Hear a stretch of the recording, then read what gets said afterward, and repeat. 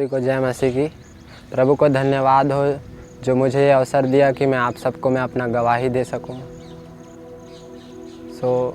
मेरा नाम लक्की जैते है। मैं छत्तीसगढ़ से बिलोंग करता हूं और अभी मैं भोपाल लाइफ ट्रांसमिशन कॉलेज का ऑफलाइन स्टूडेंट हूं। मैं पहले ये अवसर दिया प्रभु ने कि मैं कहां से कहां आया। प्रभु ने मेरे लिए इतना बड़ा योजना रखा था, मुझे मालूम नहीं था। प्रभु का धन्यवाद हो। मैं बचपन से ही मेरे माता पिता अविश्वासी थे और मैं जब माता पिता ने विश्वास किया कि प्रभु यीशु मसीह को उद्धारकर्ता अपना बनाया, तो मैं उस समय उनके संग संग तो रहता था, वचन पढ़ता था, आराधना करता था, परंतु मैं प्रभु यीशु मसीह को अच्छे तरीके से जानता नहीं था। मैं जैसे ही जब मैं पैदा हुआ तो मेरे पापा का एक्सीडेंट हो गया, मुझे पता नहीं था। जैसे मैं बड़ा होता गया फिर मुझे पता चलता गया कि मेरे पापा नहीं है, मेरी सिर्फ माँ है।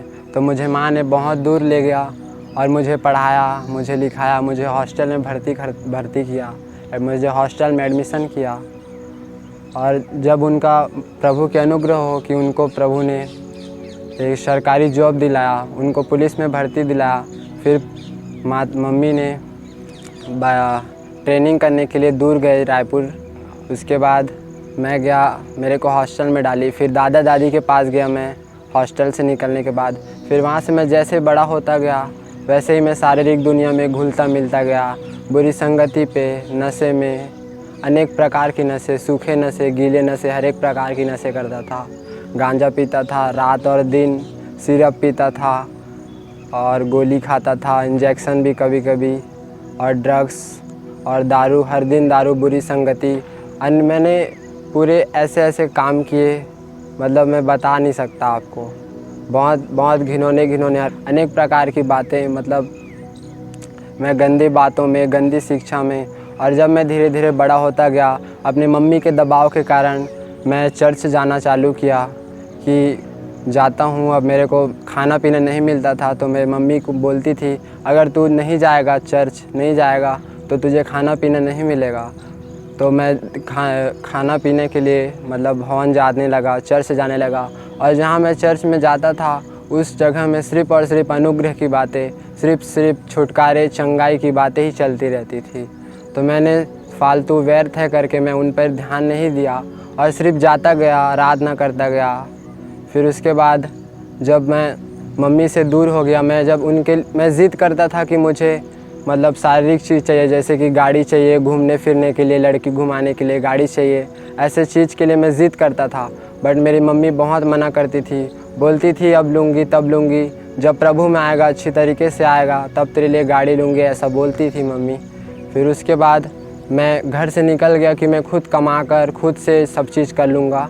फिर जब मैं कमाने निकला तो मैं चिकन सेंटर में काम करता था, वहाँ पे चिकन काटता था और वहाँ पे भी मैं काम करता था। पैसे तो एक दिन के बहुत 5-6 हज़ार आ ही जाते थे मेरे पास जेब में, लेकिन मैं उन सब को सिर्फ़ और सिर्फ नशे में उड़ाता था, सिर्फ़ और सिर्फ नशे में, दोस्ती यारी में। जिस जगह में मैं काम करता था उस जगह के लोग सारे मेरे पास आते थे, गांजा सूखे नशे करने के लिए मेरे पास आते थे।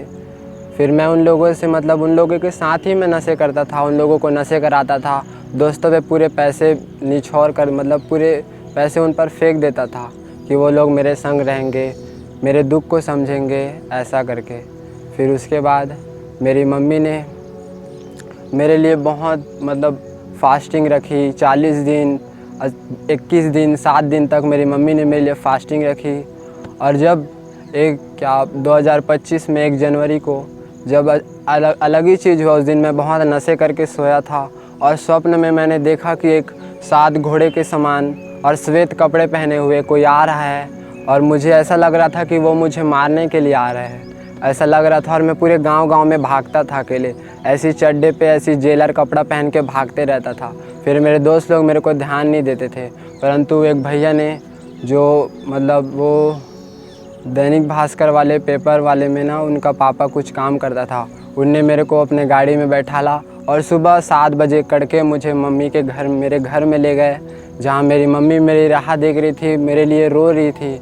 और जब मैं गया तो देखा मेरी मम्मी बहुत रो रही थी, उनके आंसू, उनके आंसू को देखा तो हाँ मुझे महसूस हुआ कि हाँ मम्मी मुझसे इतना प्यार करती है। लेकिन मैं संसारिक दुनियाओं के पीछे पागल हो गया था, हर एक चीज़ों के पीछे पागल, पैसों के लिए पागल, नशे के लिए पागल। नशे कर कर के मेरे पूरा शरीर मेरा सूख गया था, ना मैं खाना खाता था ना पानी पीता था, सिर्फ और सिर्फ नशे करता था। प्रभु का धन्यवाद हो जो मुझे इस जगह में लाया, प्रभु का अनुग्रह हो। मैंने जब मम्मी ने मुझे कहा तू बाइबिल कॉलेज करने जा, मैं तेरे लिए गाड़ी लेकर दे दूँगी, तू जो बोलेगा मैं वो करूँगी, तू बाइबिल कॉलेज कंप्लीट कर ले, तेरा पूरा व्यवहार, तेरा पूरा लाइफ, पूरा चीज़ सुधर जाएगा बोले। तब मैंने यहाँ भोपाल में आया, प्रभु का अनुग्रह हो जो मुझे यहाँ लाया।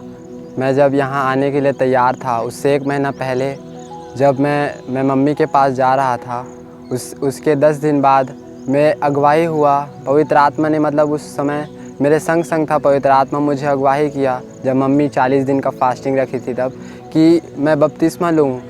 मेरे को अंदर ही अंदर महसूस होता था, पवित्र आत्मा मुझसे बातें करती थी कि मैं बपतिस्मा लूँ। तो मैंने पास के जहाँ बपतिस्मा देते थे उस पास्टर के पास गया, उनने मुझे बपतिस्मा दिया।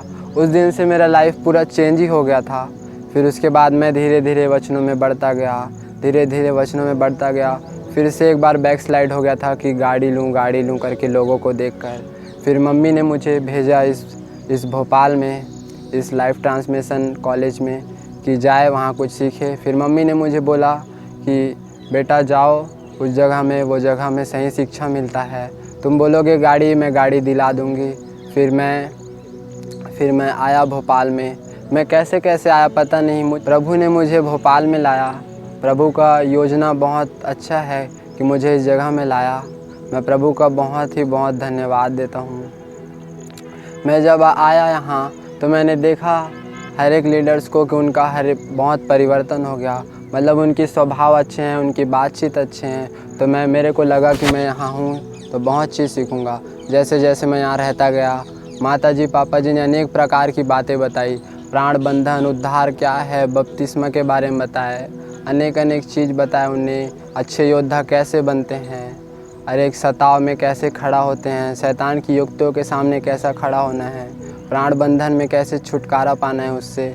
हर एक बातों को बताया जो मैंने कभी सीखा है ना कभी मैंने सुना। ऐसे बातों को माता जी पापा जी ने बताया।